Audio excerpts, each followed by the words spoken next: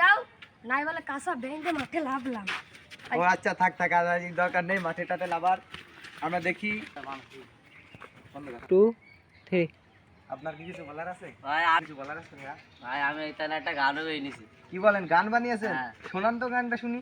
কারে দেখাবো আমি মনের ব্যথা, ইন্টারনেট যে আমার সাথী হলো না, এমন আগুন জ্বলছে বুকে, সইতে আমি যে পারি না, যদি আরেক জনম আমি পাই গো, সে জনমে নেট জানো পাই গো, সে জনমে নেট জানো তোমার পাই গো।